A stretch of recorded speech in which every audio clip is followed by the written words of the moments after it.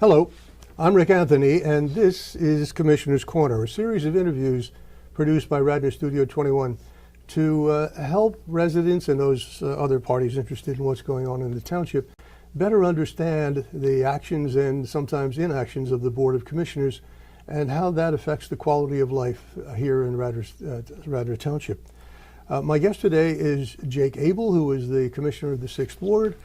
Jake, nice to see you again. Happy New Year. Since I last saw you, your face has changed. Yeah, but appropriate for the weather we're having right now. I'll say it is, yes. It must freeze up, though. It does. Yes. I don't think it's going to last very long. Okay. This is the first of our series in the new year. Came off a very active year last year. But a recurring theme, at least from my standpoint last year, was the conduct of the board in trying to get things done. And Right. the civility or lack of civility and mutual respect between and among the commissioners. As we go into the new year, and now you've had 3 meetings so far this year, do you see hope that things will be better this year? We'll see more civility and people acting like adults up in the front of the room? Well, I'm always hopeful that we'll be able to come together as a board, and even if we don't disagree, we can have a discussion. Talk about the issues and then move on to the next issue. So yeah, I'm hopeful that we'll be able to work together and that we'll see some of the partisanship and lack of civility that was at the end of last year. We'll see that subside. Is there discussion of the point among the commissioners in caucus? There's discussion, there's efforts. Later this month, we're going to hold a team building exercise, and hopefully that'll bring people together and show where we can function more efficiently. So much depends on the role of the president in controlling, and I don't mean that in a negative sense, but in managing the members of the board as they work through some really sticky issues. There's no question about it. Right, and I think the key there is we just need a consistent chair. The rules are consistent from meeting to meeting and from discussion to discussion. Yeah. Perhaps not surprisingly, when the board met to elect their new officers, last year's president is this year's president, and the vice president is a member of the same party. I think the board probably missed an opportunity to advance civility and bipartisanship and to bring sides together. Do you have any feelings about that? So when I came on last year, we made an effort and we voted unanimously to have a bipartisan leadership. So we had Commissioner Borowski as president, Commissioner Clark as vice president. This year I was hoping we'd have something similar. It didn't turn out that way, and I think you're right. I think we missed an opportunity. I did vote for Commissioner Larkin, though, for vice president. Knowing that a Republican wasn't going to be elected, I thought Commissioner Larkin has shown the ability to, he's reached out to me and we've shown the ability to work together. I think that's something that we can build on, and so I did vote in support of him. I think before every meeting, and the board meets twice, every 2 weeks. Correct. On Monday evening. But before every meeting, you put out an e-newsletter, I think that's what it's called. Right. You email something out to all of your constituents. I read them. Many of the issues, topics just roll from one meeting and therefore one newsletter to the next, but there are a couple that stand out. One of them is this ongoing discussion, perhaps debate, about cell towers and the lack of signal in certain areas of your ward. I live in one of those neighborhoods. Right. You came up with a proposal. There have been a couple of meetings. What's the status of your proposed solution to the problem? So back before the holidays, I was just to take you back and how this all began. I was last 2 years since I was a candidate and now as a commissioner, I've researched the issue of microcells and how they can be effective in small communities where residents get poor cell service. In Radnor Township, the use of microcells is becoming more obvious. Crown Castle has 18 microcell structures in the community, and so I thought microcells was the way to go, and I've been looking at that issue and promoting that to the neighbors.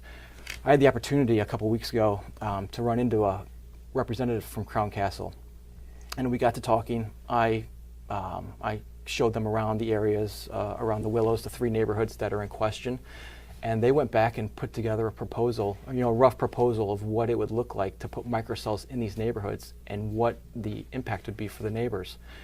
He the representative from Crown Castle delivered that in a town hall meeting in December, and the neighbors have really gravitated toward it, are in support of it, and Crown Castle was back at the meeting on Monday night to brief that presentation to the full board and to the community.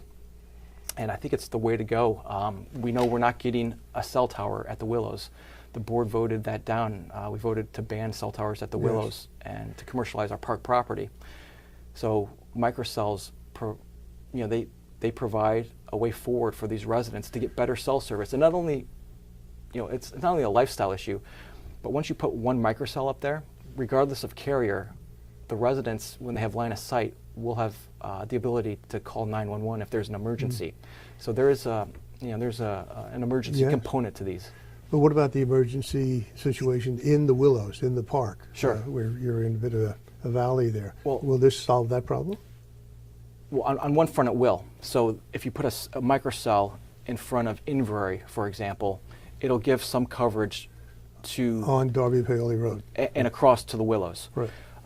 And that'll be for cell service. Now, when we're talking about emergency communications, fire, ambulance, police, going into the Willows, responding to an emergency and being able to call out, it's not going to help in that situation. But I've always separated the two issues. We've got cell service and we have emergency communications. The latter part, the emergency communications, we really need Delaware County Emergency Services in here to have that discussion. I tried to get them in October before the Communications Council, but the committee couldn't get a quorum, so we had to cancel that meeting. So I think I'm going to take it upon myself as the chair of the Public Safety Subcommittee to hold a subcommittee meeting here in the near future, bring in Delaware County Emergency Services, and talk about how we can, whether it's a monopole, whatever it is, whatever the structure is, and where it needs to be placed, how we can get emergency communications to our first responders. These microcells don't require a new pole. They're installed on existing utility poles, is that correct? Well, that's what occurs throughout the township. Yes. The proposal for these three neighborhoods would be we would replace the poles. Crown Castle would replace the poles.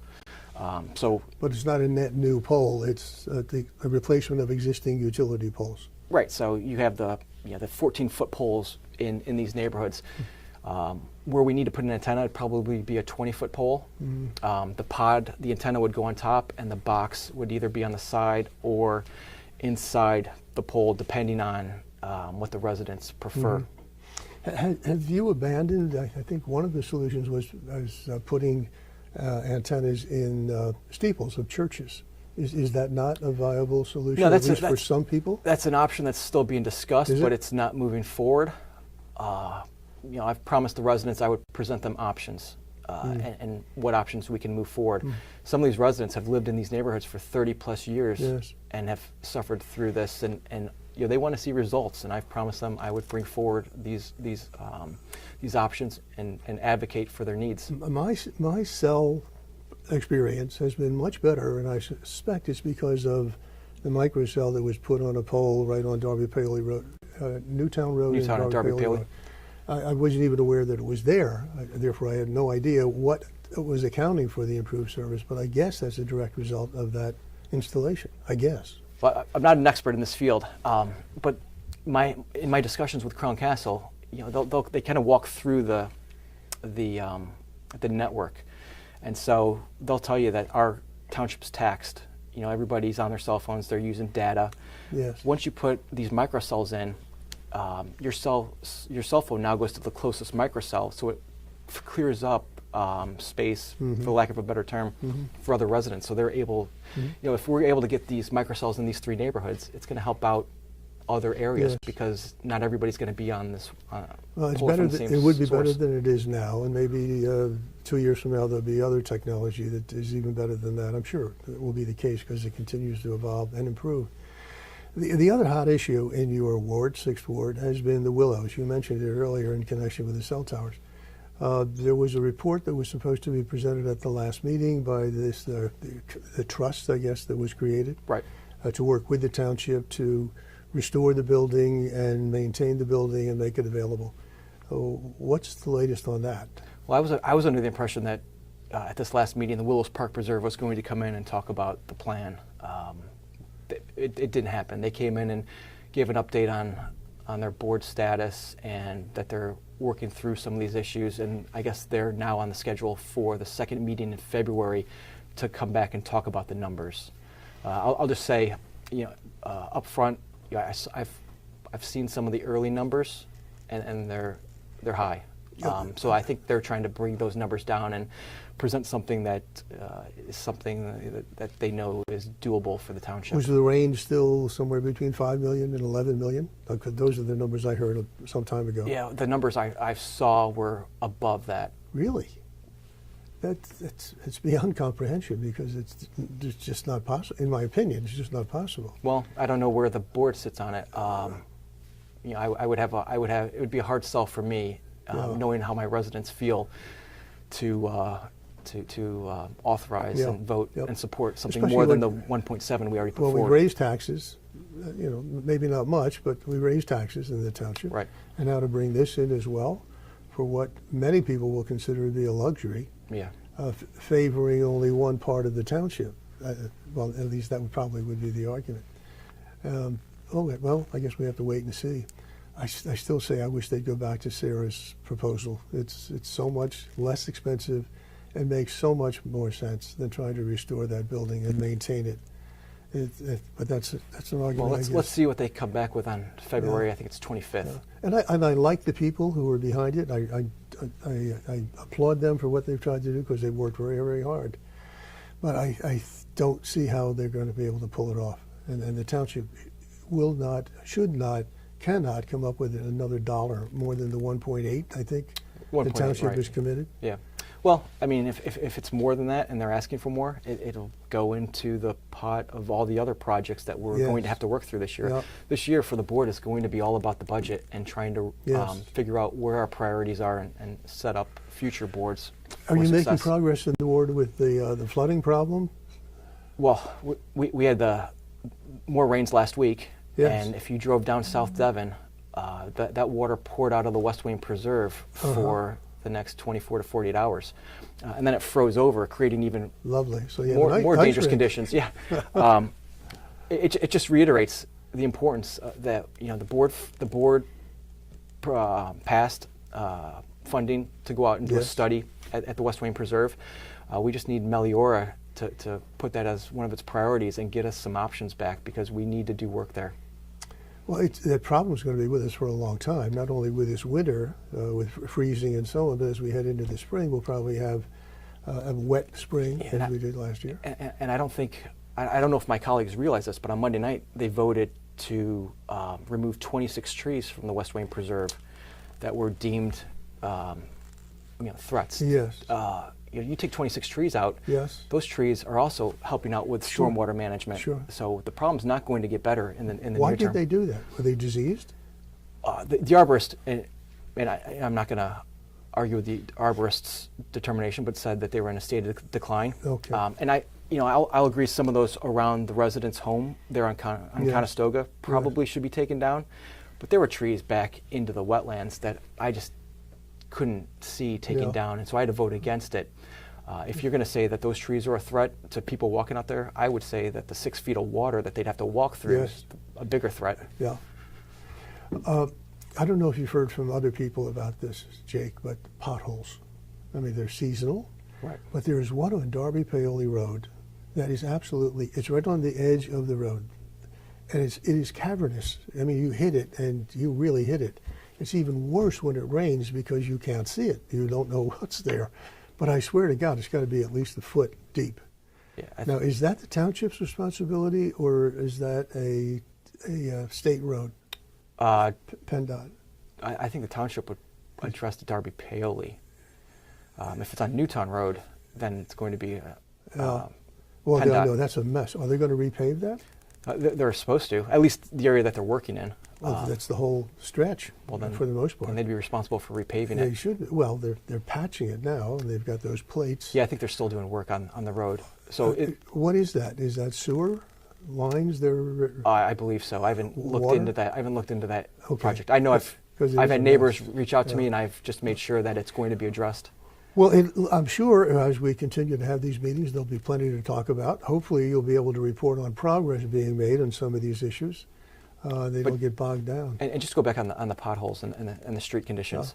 The township has a master plan of streets that will be resurfaced. So I think we missed the 2018 for budgetary, not our fault, but I don't think we received the funding. So we still have 2018 resurfacing and the 2019 scheduled to occur.